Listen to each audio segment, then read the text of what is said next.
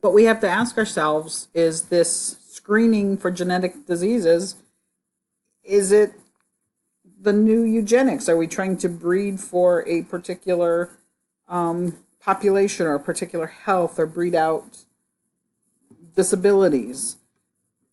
So prospective couples can screen for the future traits of their children in a couple of ways.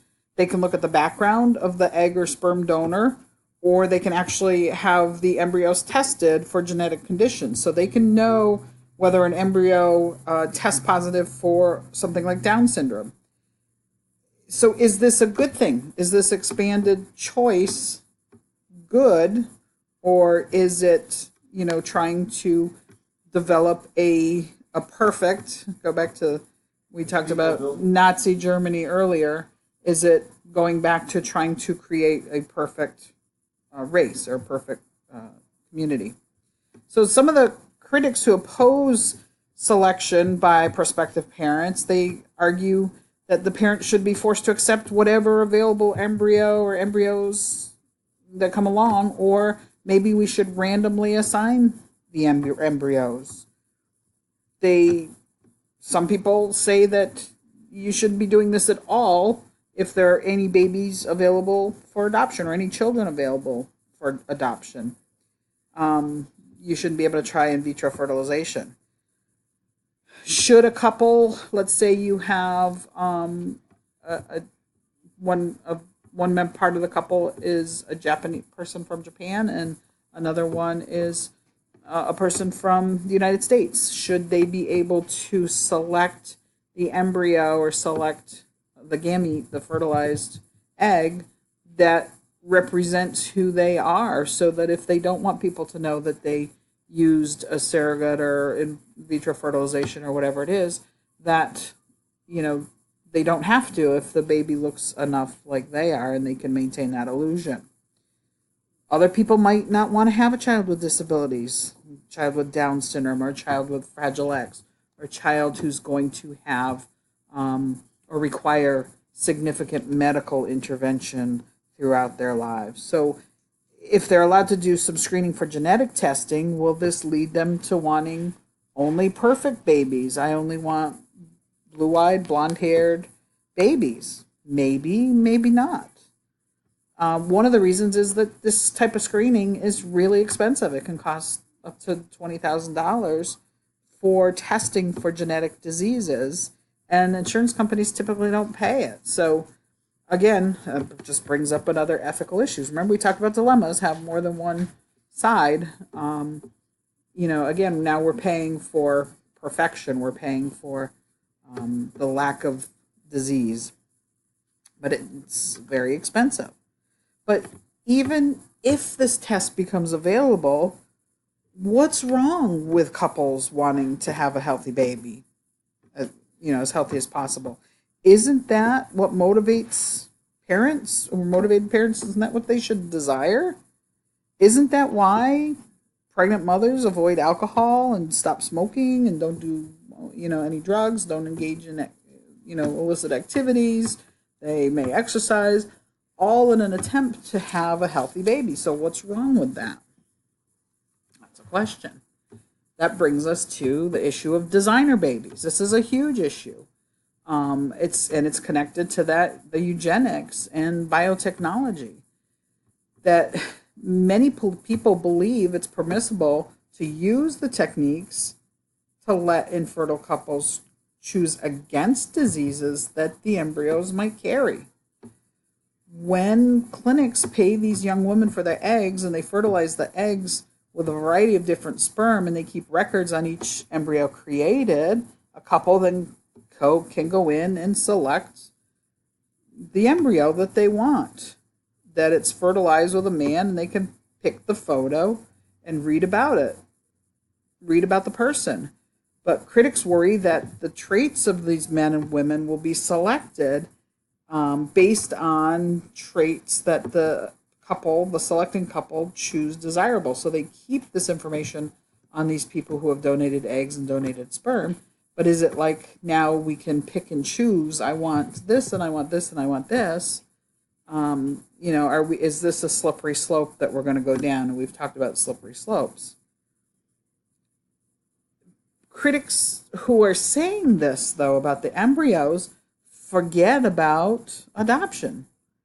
Why can we select when we adopt? Why can you select ethnicity or race?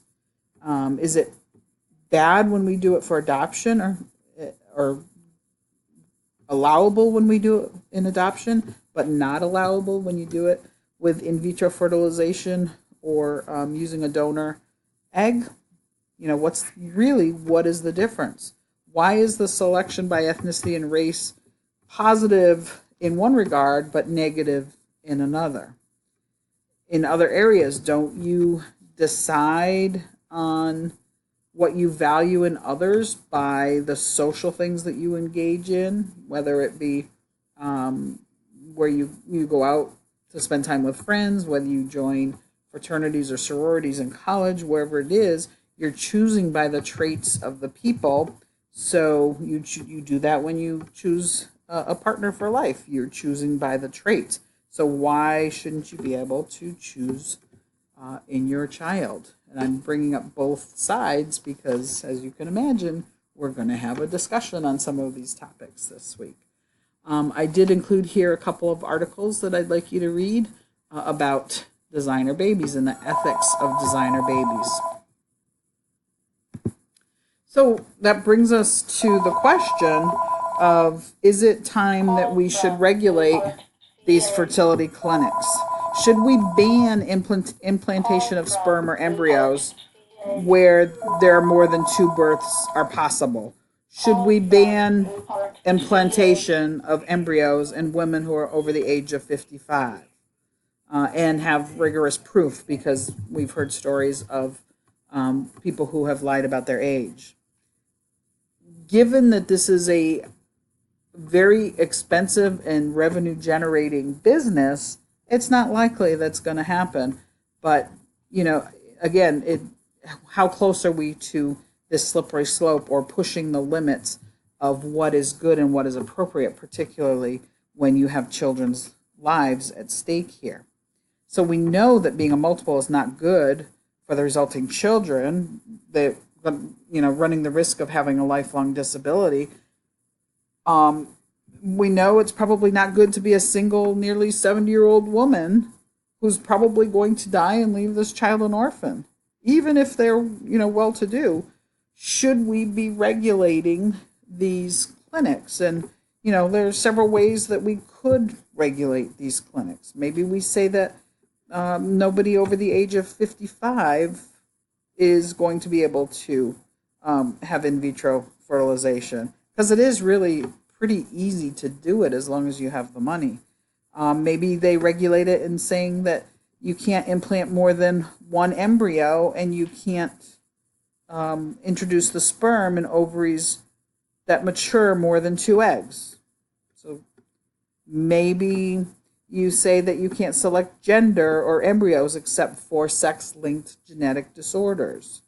And maybe there's no selection of a child to match the disability of existing parents with a disability. So one of the things that happens is that parents, for example, this happens a lot in the deaf community, and in the deaf community, they're very proud of their culture, and they often, to have a child who fits into that culture, they want to have a child who is deaf.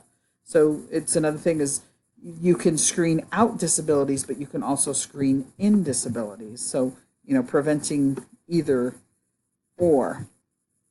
But there's other reasons to not regulate these fertility clinics.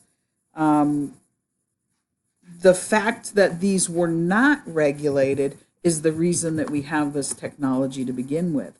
If this was a regulated industry, then these advances probably never would have happened, because when you think of the advancements that were made, they're made by that single scientist in his dark lab with a petri dish who's testing on himself.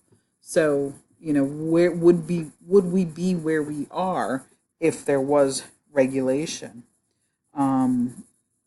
So the fact that we have competition and it's not regulated does that keep the price from being outrageous and have the potential for more people who want to have children, be able to have children? So are we saying, if it's broke, don't fix it? Few situations, does that a regulation make? Who knows? Who knows? But one thing we can say for sure is that this is a politically charged debate. People, pro-lifers, and people who are supportive of this are always at odds, and this is one of the topics that comes up all the time in political debates, and you hear the rhetoric all the time. So it's not an issue that's going to die anytime soon. So people on both sides are saying, we need regulation.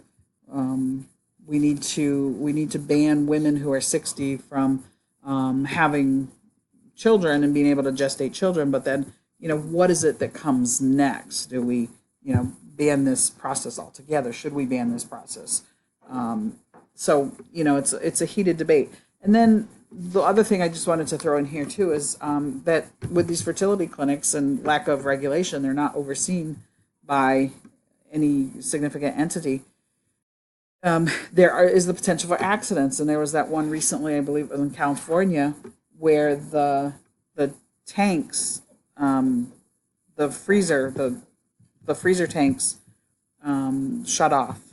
There was a malfunction, and all of these families' eggs just were destroyed.